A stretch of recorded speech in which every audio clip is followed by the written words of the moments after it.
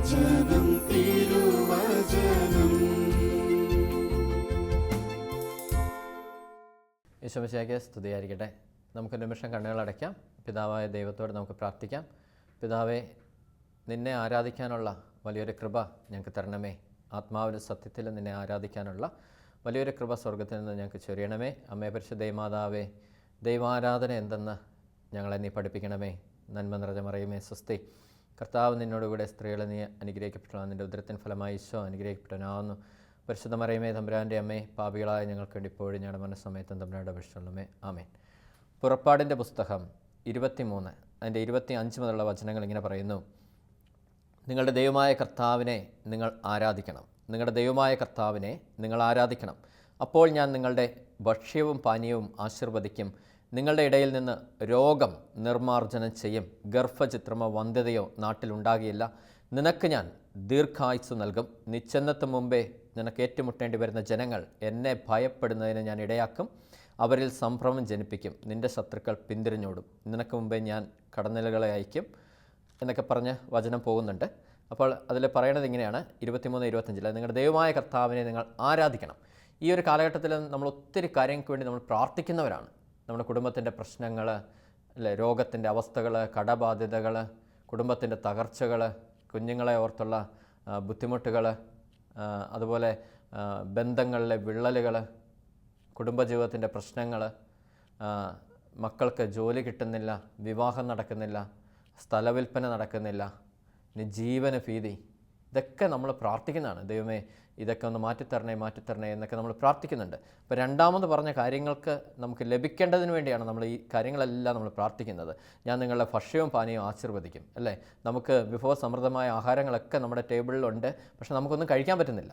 കാരണം രോഗത്തിൻ്റെ പിടിയിലാണ്. പല ആഹാരങ്ങളും നമുക്ക് കഴിക്കാൻ പറ്റുന്നില്ല, അല്ലേ.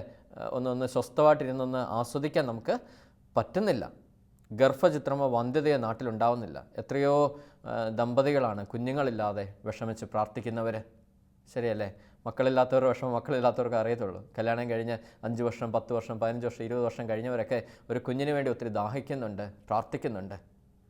അപ്പം കർത്താവ് പറയാണ്, ഗർഭചിത്രമോ വന്ധ്യതയോ ഇനി നാട്ടിൽ ഉണ്ടാവുകയില്ല. നിങ്ങളുടെ ഇടയിൽ നിന്ന് ഞാൻ രോഗം നിർമ്മാർജ്ജനം ചെയ്യും. എന്തൊക്കെ രോഗങ്ങളാണ് നമ്മുടെ ഇടയിലുള്ളത്! കേട്ടുകേൾവി പോലും ഇല്ലാത്ത എന്തൊക്കെയോ അസുഖങ്ങളാണ്. ഓരോ ദിവസം പുതിയ പുതിയ രോഗങ്ങളുടെ കണ്ടുപിടുത്തങ്ങളാണ് വരുന്നത്. ഒരു ദിവസം ഞാനിങ്ങനെ ഒരു മെഡിക്കൽ സ്റ്റോറിൽ എന്തോ മരുന്ന് വാങ്ങിക്കാൻ ചെന്നപ്പോൾ ഒരു അങ്കിള് വന്നിട്ട് ഒരു വിക്ഷോപ്പർ നിറച്ച് മരുന്ന് വാങ്ങിച്ചുകൊണ്ട് പോകുന്നു. ഞാൻ ചോദിച്ചത് ആർക്കാ? കുടുംബത്തിന് മൊത്തമാണ്. അല്ല, എനിക്കാ. എത്ര ദിവസം കഴിക്കാനാ? 1 മാസം കഴിക്കാനുള്ളതാണ്. ഒരു വിക്ഷോപ്പർ നിറച്ച. അപ്പോൾ എനിക്ക് തോന്നി, ഇനി ആഹാരത്തിന് ശേഷമാണോ മരുന്ന് കഴിക്കുന്നത്, മരുന്നിന് ശേഷം ഈ മരുന്ന് പോലെ ആഹാരം കഴിക്കുന്നോ? ഇതൊന്നും മനസ്സിലാകുന്നില്ല. കാരണം ഒരു വിക്ഷോഭർ നിറച്ച് മരുന്നുമായിട്ട് പോകുന്ന ഒരു മനുഷ്യൻ. ഒത്തിരി സങ്കടം തോന്നി. കാരണം രോഗത്തിൻ്റെ കെട്ടുകളാണ്, രോഗത്തിൻ്റെ പിടിയാണ്. അപ്പോൾ ദൈവം പറയുകയാണ്, നിങ്ങളുടെ ഇടയിൽ നിന്ന് ഞാൻ രോഗം നിർമ്മാർജ്ജനം ചെയ്യും. നിനക്ക് ഞാൻ ദീർഘായുസ്സ് നൽകും. നിനക്ക് ഞാൻ ദീർഘായുസ്സ് നൽകും, അല്ലേ. പ്രായമെത്താതെ മരിച്ചു പോകുന്ന ഒരവസ്ഥയാണ് നമ്മുടെ നാട്ടിലൊക്കെ എപ്പോഴും കണ്ടുവരുന്നത്. കാരണം ഇപ്പം മനുഷ്യൻ്റെ ആയുസ് ഇങ്ങനെ കുറഞ്ഞു വരികയാണ്. കാരണം ഒരു 100 വയസ്സിന് മുകളിലൊക്കെ ജീവിച്ചിരിക്കുന്ന ഒരു അപൂർവരാണ്. ഇപ്പം ഒരു 60 വയസ്സ് 65 വയസ്സൊക്കെ കിട്ടിയാൽ ലോട്ടറിയാണെന്നാണ് പറയുന്നത്. കാരണം അതിനുള്ളിൽ ഈ രോഗവും വലിയ ദുരിതങ്ങളൊക്കെ നമ്മൾ ഏൽക്കേണ്ടി വന്ന രോഗത്തിൻ്റെ അവസ്ഥയിലൊക്കെ പിടിമുറുക്കി നമ്മൾ മരണത്തോടെ കീഴടങ്ങുകയാണ്. അവിടെയാണ് ഈശോ പറയുന്നത്, ദൈവം പറയുന്നത്, നിനക്ക് ഞാൻ ദീർഘായുസ്സ് നൽകും. നീ ചെന്നെത്തും മുമ്പേ നിനക്ക് ഏറ്റുമുട്ടേണ്ടി വരുന്ന ജനങ്ങൾ എന്നെ ഭയപ്പെടുന്നതിന് ഞാൻ ഇടയാക്കും. അവരിൽ സംഭ്രമം ജനിപ്പിക്കും. നമുക്ക് ഭയമാണ്, അല്ലേ. പെട്ടെന്നൊരു പലായനം വന്നു, അല്ലെ വേറൊരു ദേശത്തേക്ക് നമ്മൾ പറിച്ച് നടപ്പെടുന്നു. ജോലിയുടെ മറ്റ് കാര്യങ്ങളൊക്കെ ആയിട്ട് മറ്റൊരു ദേശത്തേക്ക് നമ്മൾ പോകുന്നു. ശുശ്രൂഷയായിട്ട് നമ്മൾ കടന്നു ചെല്ലുന്നു. ദൈവം എത്തിപ്പെടാത്ത സ്ഥലങ്ങളിലേക്ക് ദൈവത്തെ കൊടുക്കാനായിട്ട് നമ്മൾ ഒരു മിഷണറി ആയിട്ട് പല സ്ഥലത്തിലേക്കൊക്കെ കടന്നു പോകുമ്പോൾ നമ്മുടെ ഉള്ളിൽ ഭയം ജനിക്കുകയാണ്. എന്തെങ്കിലും സംഭവിക്കുമോ? അവിടെ ദൈവം പറയുകയാണ്, നീ ചെന്നെത്തും മുമ്പേ നിനക്ക് ഏറ്റുമുട്ടേണ്ടി വരുന്ന ജനങ്ങൾ എന്നെ ഭയപ്പെടുന്നതിന് ഞാൻ ഇടയാക്കും. സംഭ്രമം ജനിപ്പിക്കും. നിൻ്റെ ശത്രുക്കൾ പിന്തിരിഞ്ഞോടും, അല്ലെ. പേടിയാണ്, നമ്മളെ അറ്റാക്ക് ചെയ്യുമോ എന്നൊക്കെ പേടിയാണ്. അപ്പോൾ പിന്തിരിഞ്ഞോടും. അപ്പോൾ ഇതിനൊക്കെ വേണ്ടിയാണ് നമ്മൾ പ്രാർത്ഥിച്ചുകൊണ്ടിരിക്കുന്നത്. ദൈവമേ, ഈ കാര്യം ഒന്ന് ചെയ്തേക്കണേ. അതുപോലെ തന്നെ കുടുംബത്തിൻ്റെ ഒത്തിരി അനവധിയായ പ്രശ്നങ്ങൾ, ഇതിൻ്റെയൊക്കെ ഒരു പരിഹാരത്തിന് വേണ്ടി നമ്മൾ ദൈവത്തോട് മുട്ടിപ്പെട്ട് പ്രാർത്ഥിച്ചുകൊണ്ടിരിക്കുകയാണ്. അപ്പോൾ ഇതൊക്കെ നടക്കണമെങ്കിൽ ദൈവം ആദ്യം പറഞ്ഞത് 23-25 നിന്റെ ദൈവമായ കർത്താവിനെ നീ ആരാധിക്കണം. നിന്റെ ദൈവമായ കർത്താവിനെ നീ ആരാധിക്കണം. ഇപ്പം ഇത് എങ്ങനെയാണെന്ന് ചോദിച്ചു കഴിഞ്ഞാൽ സിമ്പിളായിട്ട് ഇങ്ങനെ പറയുകയാണെങ്കിൽ ഇപ്പം എനിക്ക് ഒത്തിരി വേണ്ടപ്പെട്ട ഒരു വ്യക്തി, സമൂഹത്തിൽ അത്യാവശ്യം സമ്പത്തൊക്കെ ആയിട്ട് ജീവിക്കുന്ന ഒരു വ്യക്തി ഉണ്ടെന്ന് വെച്ചു. അപ്പോൾ എനിക്ക് ഇച്ചിരി പൈസയ്ക്ക് ആവശ്യം വന്നു. അപ്പം ഞാൻ ആ വ്യക്തിയോട് ചെന്ന് ഒരു ദിവസം രാവിലെ ചോദിക്കുകയാണ്, അങ്കിളെ എനിക്കിന്നൊരു 1000 രൂപ വേണം. അപ്പോൾ പുള്ളി വിചാരിക്കുക, അയ്യോ ജോർജിന് എന്തെങ്കിലും ടൈറ്റ് കാണും, അതുകൊണ്ടല്ലേ വന്ന് ചോദിച്ചത് എന്നും പറഞ്ഞിട്ട് എനിക്കൊരു 1000 രൂപ തരും.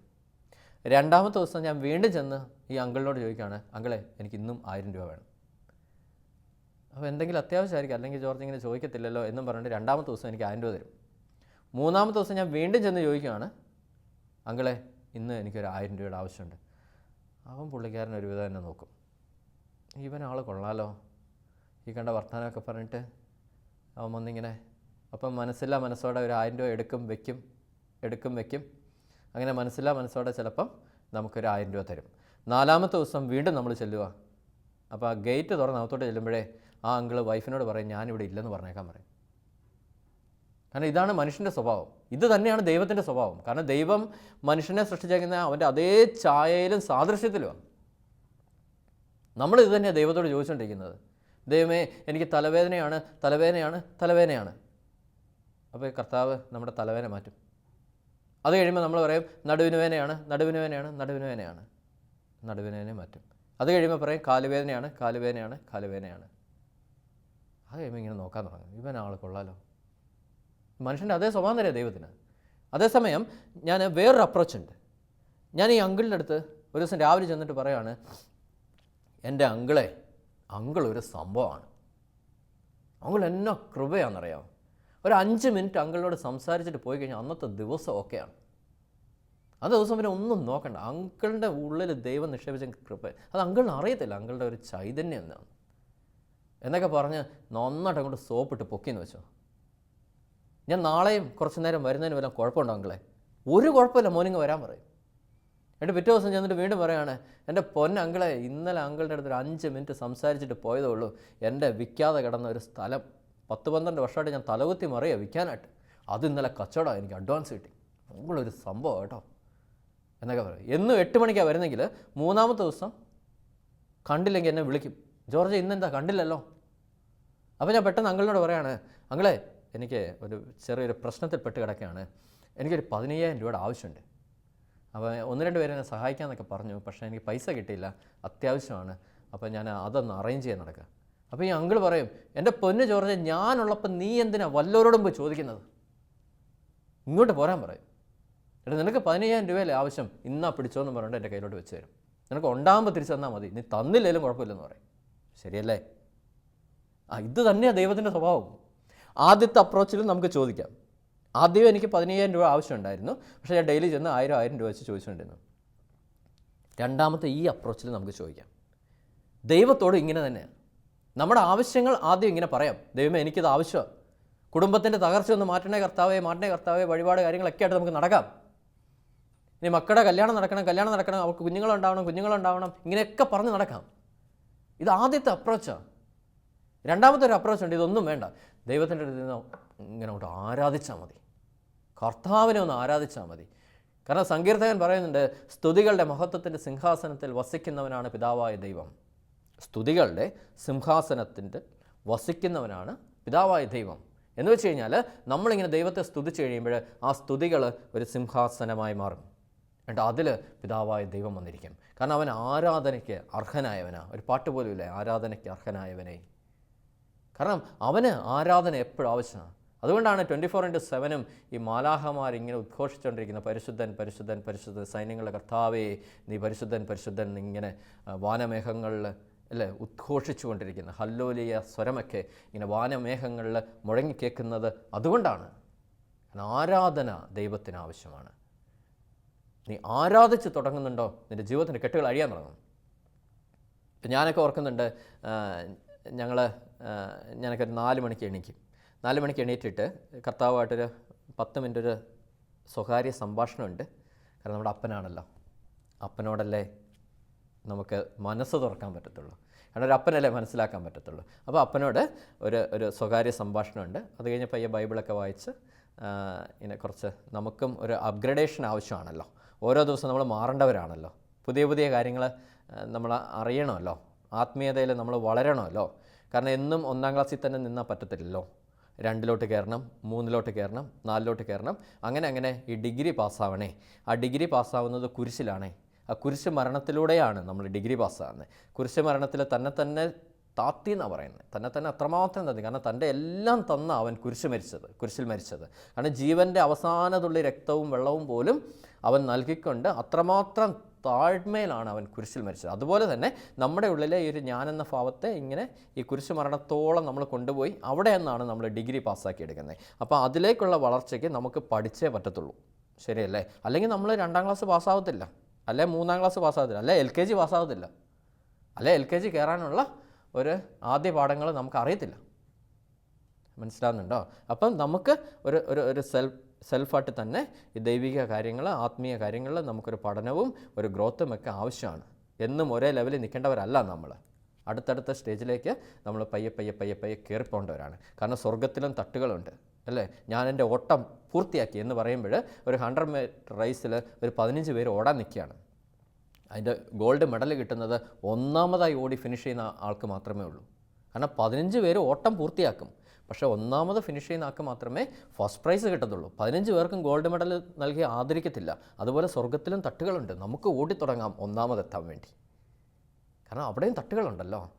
അപ്പോൾ അവിടെയൊക്കെ നമുക്ക് ആവശ്യം ഈ നമ്മൾ ഇങ്ങനെ നമ്മുടെ ഒരു ഗ്രോത്ത് ആവശ്യമാണ്. അതൊക്കെ കഴിഞ്ഞിട്ട് ഒന്ന് കുളിച്ച് ഫ്രഷായി എല്ലാം കഴിഞ്ഞിട്ട് ഒരു 5:30 ഞങ്ങൾക്കൊരു മോർണിംഗ് പ്രയർ ഉണ്ട്. ഞങ്ങൾ കുറച്ച് പേരുണ്ട്.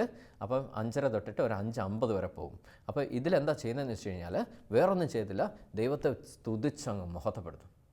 ഇങ്ങനെ സ്തുതിക്കും. കർത്താവേ നിന്നെ ഞങ്ങൾ സ്തുതിക്കുന്നു, ദൈവമേ സകലത്തെ സൃഷ്ടിച്ച ദൈവമേ നിന്നെ ഞങ്ങൾ സ്തുതിക്കുന്നു, സകലത്തെ പരിപാലിക്കുന്ന കർത്താവെ നിന്നെ ഞങ്ങൾ സ്തുതിക്കുന്നു, ഞങ്ങൾക്ക് വേണ്ടി ഭൂമിയിലേക്ക് വന്നവനെ നിന്നെ ഞങ്ങൾ സ്തുതിക്കുന്നു, എനിക്ക് വേണ്ടി ഒറ്റപ്പെട്ട കർത്താവെ നിന്നെ ഞാൻ സ്തുതിക്കുന്നു, എനിക്ക് വേണ്ടി മർദ്ദനങ്ങൾ ഏറ്റുവാങ്ങിയവനെ നിന്നെ ഞാൻ സ്തുതിക്കുന്നു, എനിക്ക് വേണ്ടി നിന്ദനങ്ങൾ ഏറ്റുവാങ്ങിയവനെ നിന്നെ ഞാൻ സ്തുതിക്കുന്നു, എനിക്ക് വേണ്ടി തുപ്പലുകൾ ഏറ്റുവാങ്ങിയവനെ നിന്നെ ഞങ്ങൾ സ്തുതിക്കുന്നു, എനിക്ക് വേണ്ടി അവഗണിക്കപ്പെട്ടവനെ നിന്നെ ഞങ്ങൾ സ്തുതിക്കുന്നു, എനിക്ക് വേണ്ടി കുരിശ് വഹിച്ചവനെ നിന്നെ ഞങ്ങൾ സ്തുതിക്കുന്നു, എനിക്ക് വേണ്ടി നഗ്നനാക്കപ്പെട്ടവനെ നിന്നെ ഞങ്ങൾ സ്തുതിക്കുന്നു, എനിക്ക് വേണ്ടി കുരിശുമായി നിലത്ത് വീണവനെ, മൂക്കുകുത്തി വീണവനെ നിന്നെ ഞങ്ങൾ സ്തുതിക്കുന്നു, എനിക്ക് വേണ്ടി ഉച്ചമുതലുള്ളം കാല് വരെ മുറിവേറ്റവനെ നിന്നെ ഞങ്ങൾ സ്തുതിക്കും. ഇങ്ങനെ അങ്ങ് സ്തുതിക്കും, ആരാധിക്കുന്നു കർത്താവെ, ആരാധിക്കുന്നു. പിതാവായ ദൈവമേ നിന്നെ ആരാധിക്കുന്നു, പുത്രനായ ദൈവമേ നിന്നെ ആരാധിക്കുന്നു, പരിശുദ്ധാത്മാവെ നിന്നെ ആരാധിക്കുന്നു. ഇങ്ങനെ അങ്ങ് സ്തുതിച്ച് പ്രാർത്ഥിക്കും. ആ 20 മിനിറ്റ് ഇങ്ങനെ അങ്ങ് സ്തുതിക്കും. ഒന്നുമില്ല, സ്തുതിപ്പ് മാത്രമേ ഉള്ളൂ. ഓരോ കാര്യങ്ങൾ എടുത്തെടുത്ത് അവൻ്റെ ഓരോ അല്ലേ, നമുക്ക് വേണ്ടിയല്ലേ അവൻ അതെല്ലാം സഹിച്ചത്. അല്ല, അവൻ്റെ മുഖത്ത് കാർക്കിച്ച് തുപ്പിയില്ലേ എനിക്ക് വേണ്ടി അവനത് സഹിച്ചു. അവൻ്റെ ശിരസിലെ മുൾമുടി അടിച്ചിറക്കിയില്ലേ എനിക്ക് വേണ്ടി അവനത് ഏറ്റുവാങ്ങി.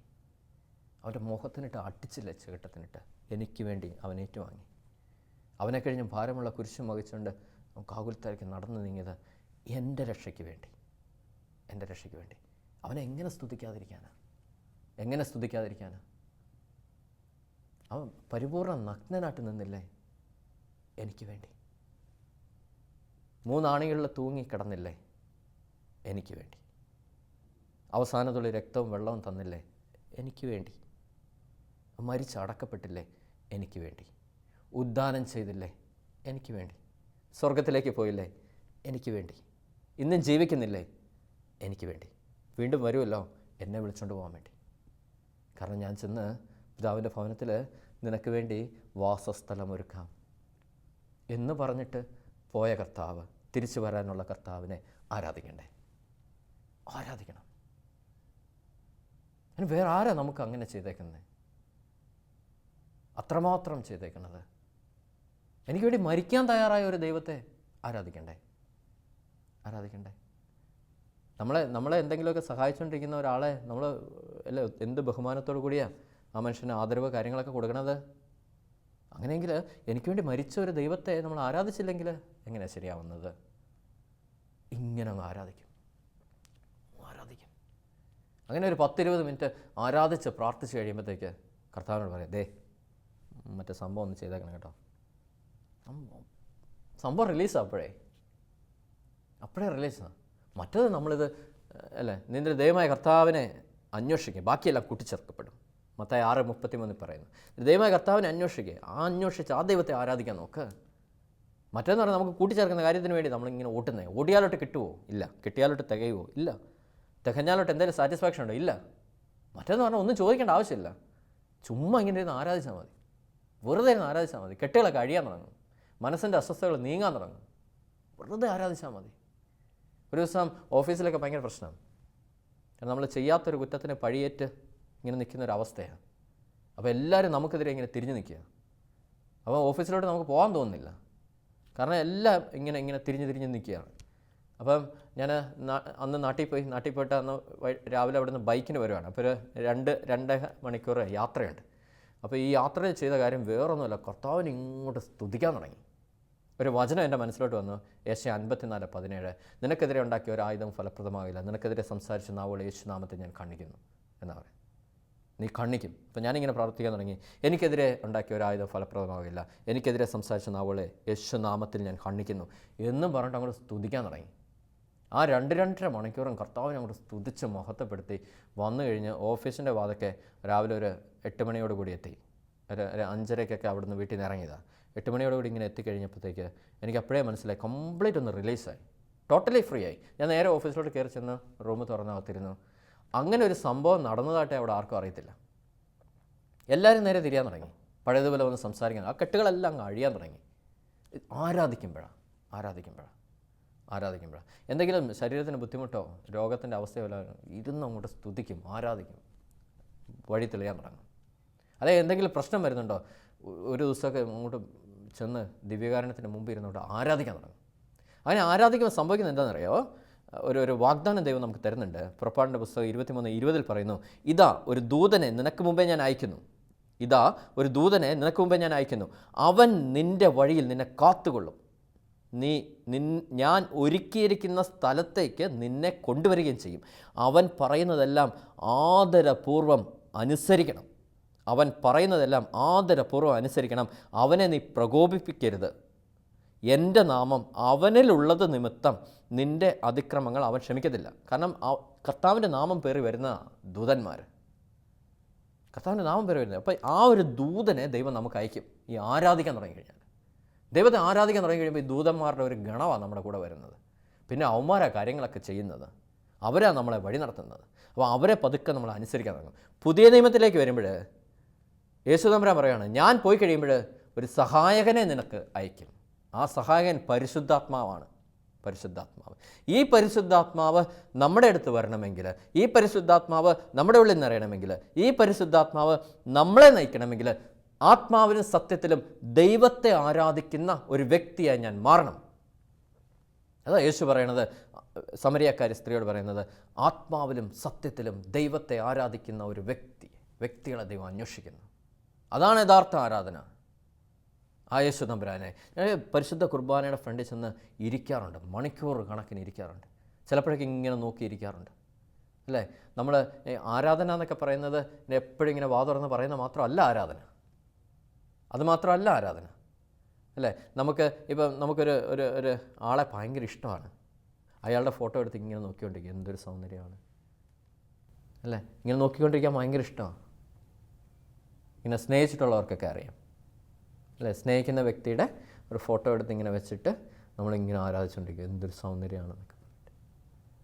ചിലർ ഈ ഫിലിം ആക്ടേഴ്സിനോട് ഭയങ്കര ആരാധനയാണ്, ചിലർ സ്പോർട്സ്മാൻസിനോട് ഭയങ്കര ആരാധനയാണ് അല്ലേ. ക്രിക്കറ്റ് കളിക്കാരൊക്കെ സച്ചിൻ ടെണ്ടുൽക്കറുടെയൊക്കെ ഭയങ്കര ആരാധകരാണ്. അപ്പോൾ സച്ചിൻ ബാറ്റ് ചെയ്യുന്ന സ്റ്റൈല് ഇതെല്ലാം ഇങ്ങനെ നോക്കി അതിൽ ഭയങ്കര സന്തോഷം നമ്മൾ കണ്ടെത്തും. കാരണം ഇങ്ങനെ ആരാധിച്ചുകൊണ്ടിരിക്കുക ആ സംഭവം. എന്നിട്ട് ആ സ്റ്റൈലിൽ തന്നെ ഇങ്ങനെ ബാറ്റൊക്കെ വിഷയമായിട്ട് നമ്മൾ നോക്കും. എനിക്ക് ചെറുപ്പത്തിൽ ക്രിക്കറ്റ് കളിയൊക്കെ ഭയങ്കര ഇഷ്ടമായിരുന്നു. അപ്പോൾ ചില പ്ലെയേഴ്സ് നമ്മുടെ മനസ്സിനകത്തോട്ട് ഇങ്ങനെ കയറും. അപ്പോൾ അവരെ അനുകരിക്കാനായിട്ട് നമ്മൾ ശ്രമിക്കാൻ തുടങ്ങും. അതുപോലെ ചില സിനിമ ആക്ടേഴ്സിനെയൊക്കെ ചെറുപ്പത്തിലൊക്കെ ഭയങ്കര ഇഷ്ടമായിരുന്നു.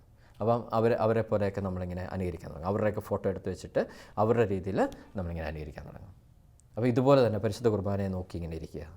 കാരണം ആ ദൈവത്തിൻ്റെ സൗന്ദര്യം ഇങ്ങനെ നോക്കുക, പരിശുദ്ധ അമ്മയുടെ മുഖത്തോട്ട് നോക്കിയിരിക്കുക, ആ സ്നേഹം നിറഞ്ഞ തുളുമ്പുന്ന മുഖത്തോട്ട് നോക്കിയിരിക്കുക. അപ്പോൾ ഇതൊക്കെ ഒരു ആരാധനയുടെ ഒരു ഭാഗമാണ് ശരിക്കും. ഒരു ദൈവത്തെ ആരാധിക്കുന്ന, അല്ലെങ്കിൽ ഒരു നല്ലൊരു കാര്യം കാണുമ്പോഴത്തേക്ക് അതിലൂടെ ആ ദൈവത്തിൻ്റെ ഒരു സൃഷ്ടിയുടെ ആ ഒരു മഹിമയെ നമ്മൾ ആരാധിക്കുന്നു, ദൈവത്തിൻ്റെ ജ്ഞാനത്തെ നമ്മൾ ആരാധിക്കുന്നു. അങ്ങനെ ആരാധിക്കുന്ന ഒരാളുടെ കൂടെ പരിശുദ്ധാത്മാവുണ്ടാവും. ആ പരിശുദ്ധാത്മാവ് നമ്മളെ വഴി നടത്തും. കാരണം ഇവിടെ പറയുന്നുണ്ട്, ഞാനൊരു ദൂതനെ നിനക്ക് മുമ്പേ അയക്കും. അവിടെ പറയുന്നു, ആത്മാവിൻ്റെ സത്യത്തിൽ ആരാധിക്കുന്നവർക്ക് ഞാനൊരു സഹായകനെ അയക്കും. ആ സഹായകൻ സകല സത്യത്തിലേക്കും നിന്നെ വഴി നടത്തും. സകല സത്യത്തിലേക്കും നിന്നെ വഴി നടത്തും. അവൻ നിനക്ക് വാതിൽ തുറക്കും, വഴികൾ തുറക്കും. ആ പരിശുദ്ധാത്മാവ് നമ്മളെ നയിക്കും. അത് ആരാധിക്കുന്നവരെ നയിക്കത്തുള്ളൂ. ആരാധന എത്തിക്കുന്നവരെ. നമ്മൾ ദൈവത്തെ ആരാധിക്കണം അല്ലേ? ആരാധനകളിൽ വെച്ച് ഏറ്റവും വലിയ ആരാധന പരിശുദ്ധ കുർബാന. പരിശുദ്ധ കുർബാനയിലൊക്കെ പങ്കെടുക്കുമ്പോൾ ആ ദൈവത്തെ സ്തുതിച്ച് മഹത്വപ്പെടുത്തണം അല്ലേ? എത്രയോ പ്രാർത്ഥനകളാണ്. ദൈവമേ, നിനക്ക് ഞാൻ നന്ദി പറയുന്നു, കൃതജ്ഞത അർപ്പിക്കുന്നു. കൃതജ്ഞതയുടെ ഒരു ബലി, നന്ദിയുടെ ഒരു ബലി, ആരാധനയുടെ ഒരു ബലി അർപ്പിച്ച് മാത്രം അങ്ങ് പോയാൽ മതി. വേറെ കാര്യങ്ങളൊന്നും നമ്മൾ വറീഡാവണ്ടെന്നേ. കാരണം നിൻ്റെ തലയിലെ മുടിയിഴ പോലും എണ്ണപ്പെട്ടിരിക്കുന്നു എന്നാണ് പറയുന്നത്. കാരണം അത്രമാത്രം കരുതലാണ് ദൈവത്തിന് നമ്മളോടുള്ളത്. മനുഷ്യ, നീ ആകുലത കൊണ്ട് നിൻ്റെ തലയിലെ മുടി നരപ്പിക്കാൻ പറ്റുമോ എന്നാണ് ചോദിക്കുന്നത്. അതിനുവേണ്ടി കറുപ്പിക്കാനോ വെളുപ്പിക്കാനോ നമുക്ക് പറ്റുമോ അല്ലേ? വയലിലുണ്ടാകുന്ന പുല്ലിനെ പോലും അത്ര മനോഹരമായിട്ട് ദൈവം പരിപാലിക്കുന്നുണ്ടെങ്കിൽ അല്പവിശ്വാസി, എന്നെ എത്രമാത്രം ഇതാട്ടാ ദൈവം പരിപാലിക്കുന്നത്. ഒരപ്പൻ്റെ ഫ്രണ്ട്, എൻ്റെയൊക്കെ ഫ്രണ്ടിൽ കുഞ്ഞുങ്ങൾ വന്ന് വിങ്ങുമ്പോഴേ നമുക്ക് മനസ്സിലാവും ഇന്നതിനാണ് വിങ്ങുന്നതെന്ന്. നമ്മളാ കാര്യം കൊടുക്കും അതുങ്ങൾക്ക്. അങ്ങനെയെങ്കിൽ പിതാവായ ദൈവം അല്ലേ, നിൻ്റെ ആവശ്യങ്ങൾ നീ പറയുന്നതിന് മുമ്പേ അത് നടത്തി തരുന്നവനാണ് പിതാവായ ദൈവം എന്നാണ് പറയുന്നത്. അങ്ങനെയെങ്കിൽ പിന്നെ അവനോട് പറയേണ്ട ആവശ്യമുണ്ടോ? ഇല്ല. ശരിക്കും നമുക്ക് ഈ പറഞ്ഞ് ശീലമായിപ്പോയി. ആരാധിച്ച് ശീലിച്ചിട്ടില്ല. ഹൃദയം കൊണ്ട് ആത്മാർത്ഥമായിട്ട് ആരാധിക്കുന്നവരുടെ കൂടെ ദൈവമുണ്ട്. അവരുടെ ദൈവമുണ്ട്. കാരണം അവൻ രാജാവായിട്ട് അവിടെ വാഴും. അപ്പോൾ രാജാവിൻ്റെ സിംഹാസനത്തിൽ രാജാവായിട്ട് അവൻ വാഴുമ്പോഴേ കൊട്ടാരത്തിൽ ജീവിക്കുന്നവർക്ക് എന്തിനേലും കുറവുണ്ടോ? ഇല്ല. നമ്മൾ കൊട്ടാരത്തിലാണ് ജീവിക്കുന്നത് കേട്ടോ. നമ്മൾ രാജകൊട്ടാരത്തിലാണ് ജീവിക്കുന്നത്. കാരണം നമ്മുടെ സ്തുതികളുടെ മഹത്വത്തിൻ്റെ സിംഹാസനത്തിൽ രാജാവായ ദൈവം, രാജാതിരാജൻ അവൻ വാഴുന്നുണ്ട്. അതുകൊണ്ട് നമുക്ക് ഒന്നിനെക്കുറിച്ച് ആകുലപ്പെടേണ്ട. ദൈവത്തെ ആരാധിച്ചാൽ മതി. നിങ്ങൾക്ക് എന്തെങ്കിലും തടസ്സങ്ങളുണ്ടോ, രോഗങ്ങളുണ്ടോ, ദൈവത്തെ ആരാധിച്ച് തുടങ്ങുക. ആരാധിക്കുമ്പോൾ നിങ്ങൾ ദൈവമായ കർത്താവിനെ നിങ്ങൾ ആരാധിക്കണം. അതാ വചനം പുറപ്പാട് 23:25 പറയണത്, നിങ്ങളുടെ ദൈവമായ കർത്താവിനെ ആരാധിക്കുക, അപ്പോൾ ഞാൻ നിങ്ങളുടെ ഭക്ഷണവും പാനീയവും ആശീർവദിക്കും, നിങ്ങളുടെ ഇടയിൽ നിന്ന് രോഗം നിർമ്മാർജ്ജനം ചെയ്യും, ഗർഭചിത്രമോ വന്ധ്യതയോ ഇനി നാട്ടിലുണ്ടാകില്ല, നിനക്ക് ഞാൻ ദീർഘായുസ് നൽകും. നമുക്ക് ദീർഘായുസ്സോടെ നമുക്ക് ജീവിക്കാം. ദൈവത്തെ ആരാധിച്ച് അവനിലായിത്തീരാൻ നമുക്ക് ആരാധിക്കാനുള്ള വലിയൊരു കൃപ സ്വർഗം തുറന്ന് ദൈവം നമുക്ക് സ്വർഗത്തിൽ നിന്ന് വർഷിക്കട്ടെ. ദൂതന്മാരെ നമുക്ക് കൂട്ടിച്ചേർത്ത് തരട്ടെ. നിനക്ക് മുമ്പേ ഞാൻ എൻ്റെ ദൂതനെ അയക്കുന്നു, അവൻ നിൻ്റെ വഴികളിൽ നിന്നെ കാത്തുകൊള്ളും, നിന്നെ എത്തിക്കേണ്ട സ്ഥലത്ത് അവൻ എത്തിക്കും. അവൻ നമുക്ക് പറഞ്ഞു തരും. പരിശുദ്ധാത്മാവ് നമ്മളെ നയിക്കട്ടെ. ആത്മാവിൻ്റെ സത്യത്തിലും ആരാധിച്ചാൽ ഞാൻ എൻ്റെ സഹായകനെ നിനക്ക് അയക്കും. ഹൃദയം തുറന്ന് ആരാധിക്കുന്നവർ, ഹൃദയം കൊണ്ട് ആരാധിക്കുന്നവരുടെ കൂടെ പരിശുദ്ധാത്മാവുണ്ട്. ആ പരിശുദ്ധാത്മാവ് നമ്മളെ നയിക്കും. വേണ്ടതെല്ലാം നമുക്ക്. അതുകൊണ്ട് ആ പരിശുദ്ധാത്മാവിനെ നമ്മൾ പ്രകോപിപ്പിക്കരുത്. കാരണം അത് ദൈവത്തിൻ്റെ ആത്മാവാണ്. അവൻ ഒരിക്കൽ നമ്മളെ വിട്ടു പോയി കഴിഞ്ഞാൽ പിന്നെ തിരിച്ചു വരാനായിട്ട് ഭയങ്കര പാടാണ്, ഭയങ്കര മാനസ്ഥന. അതുകൊണ്ട് അത് അവനെതിരെ ദൂഷണം പറയുന്നവരെ ഒരിക്കലും ക്ഷമിക്കപ്പെടത്തില്ലെന്ന് പറയുന്നത്. കാരണം അവൻ അത്ര മാനസ്ഥനാണ്. അതുകൊണ്ട് അവനെ വേദനിപ്പിക്കാതെ അവൻ നമ്മുടെ കൂടെ ഉണ്ട്. ദൈവത്തെ ആരാധിച്ചാൽ മതി. അവനെ വേദനിപ്പിക്കാതെ അവൻ്റെ കൂടെ നമുക്ക് നടത്താം. നമുക്ക് ജീവിത വിജയത്തിൻ്റെ പടികൾ ഓരോന്ന് ചവിട്ടി നീങ്ങാം. ഇനി നമുക്ക് ആകുലതകളില്ല, പ്രതീക്ഷകൾ മാത്രമേ ഉള്ളൂ, പ്രത്യാശ മാത്രമേ ഉള്ളൂ. ആ പ്രത്യാശയുടെ ദൈവത്തിലേക്ക് നമുക്കും പതുക്കെ ചുവട് വെച്ച് നീങ്ങാം. പരിശുദ്ധ അമ്മ അതിനെ സഹായിക്കട്ടെ. ആമേൻ.